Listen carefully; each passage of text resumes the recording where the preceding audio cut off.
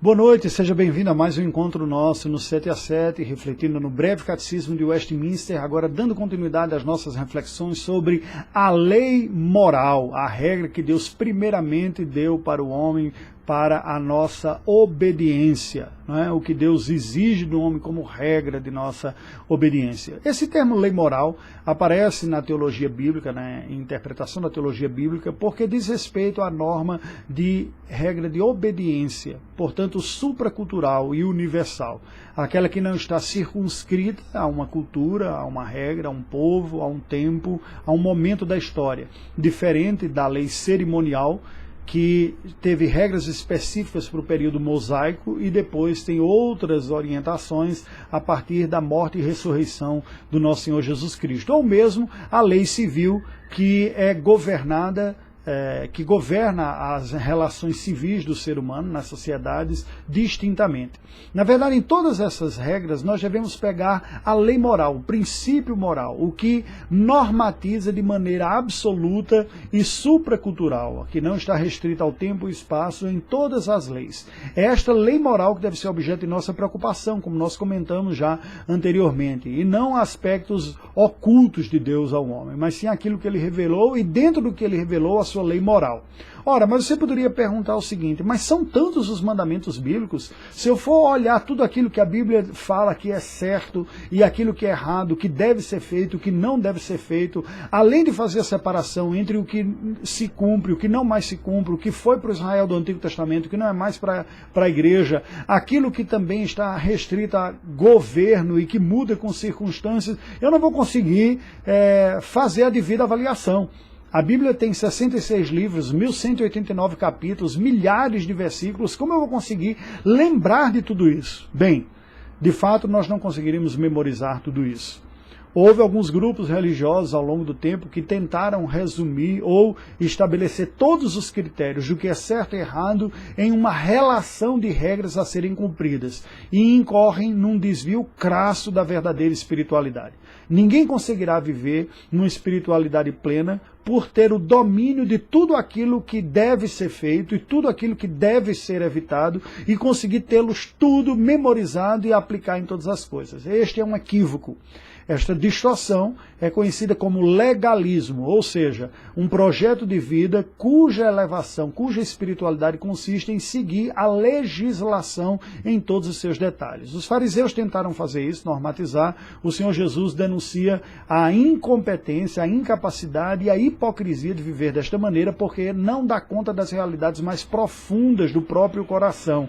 Fica apenas em algumas regras superficiais e exteriores, mas não tem a capacidade de governar ou de dirigir a fonte da nossa própria existência humana. Bem, para que não ficássemos perdidos, mesmo sabendo que a lei não tem um propósito redentor, porque ninguém consegue cumprir todas as coisas, nós precisamos resgatar aquilo que o reformador João Calvino chamou do terceiro uso da lei, não é?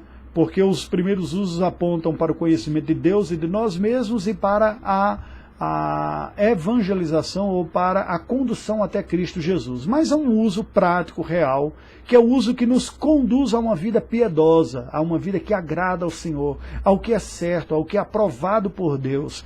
É este uso da lei como apontando o caminho moralmente correto, aquele que não está preso a tempo, ao espaço, a circunstâncias, mas sim que é supracultural, que vale para todos os tempos, que a lei moral se propõe a nos abençoar. E o breve catecismo de Westminster aborda a questão da seguinte maneira na pergunta número 41. Onde está a lei moral resumidamente compreendida? Ou seja, onde está aquela regra, aquele padrão que o homem deve seguir para saber o que é certo, diferente do que é errado e como obedecê-lo para agradar a Deus? De maneira resumida, que eu possa lembrar, que eu possa aplicar a minha vida, que eu possa guiar na minha vida, sem entrar numa lista exaustiva. A resposta é a seguinte: a lei moral está resumidamente compreendida nos 10 mandamentos. O Senhor Jesus, conversando com um jovem rico, nos diz o seguinte, em Mateus 19, de 17 a 19. Respondeu-lhe Jesus: por que me perguntas acerca do que é bom? Bom só existe um. Se queres, porém, entrar na vida, guarda os mandamentos. Em outras palavras, o Senhor Jesus responde àquele jovem que pergunta para ele: bom mestre, o que eu devo fazer para guardar a vida? Né? Ele diz: olha, a vida que Deus tem, a vida espiritual, a qualidade de vida que reflete a vida eterna, uma vida santa que agrada a Deus, consiste em guardar os mandamentos. E ele perguntou, o jovem, numa pergunta até um tanto quanto cínica: mandamentos? Como que está dizendo? Mas são tantos mandamentos. Por outro lado, nós podemos dizer que há uma legitimidade nesta pergunta também. Que mandamentos? São tantos os que tem. E Jesus respondeu: não matarás, não adulterarás, não furtarás, não dirás falso testemunho, honra o teu pai e a tua mãe e amarás o teu próximo como a ti mesmo. O Senhor Jesus cita mandamentos conhecidos de todos os judeus. Certamente a sua mente automaticamente se lembraria dos 10 mandamentos. Mas todos os mandamentos citados por Cristo se encontram na segunda tábua da lei, ou seja, aquela que regula as relações humanas. O jovem então vem a dizer: mas eu tenho observado isso desde os dias da mocidade. Jesus fala: se você quer viver uma vida perfeita, que agrada a Deus, vende tudo que tem, distribui aos pobres e me segue. E o texto sagrado nos diz que entristecido ele abandonou. Porque aí o Senhor Jesus apela para o primeiro uso da lei. Nós podemos nos medir superficialmente por atos externos, mas a palavra de Deus nos apresenta o amor de Deus acima de todas as coisas como a regra básica. Mas sobre isso nós falaremos amanhã. Que Deus nos abençoe. Deus bendito, nós te rendemos graças pela tua palavra. Pedimos a iluminação graciosa do teu Espírito para guardarmos os teus mandamentos em nosso coração. Ajuda-nos a termos memorizados e conosco os 10 mandamentos, que servem de norma resumida para tudo aquilo que te agrada. Ajuda-nos a viver consoante esta verdade desde a nossa motivação até a nossa aplicação. Oramos em nome de Jesus. Amém. Deus nos abençoe. Aguardo você amanhã.